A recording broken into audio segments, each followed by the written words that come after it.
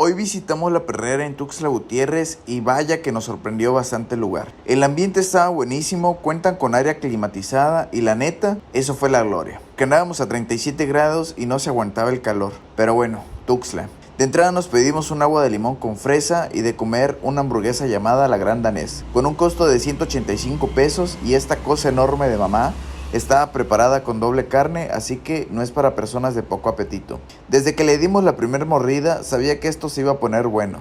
Mi cuate se pidió otra, no recuerdo el nombre, pero también estaba para chuparse los dedos. Recomienden otros lugares para seguir degustando de buena comida. Bye.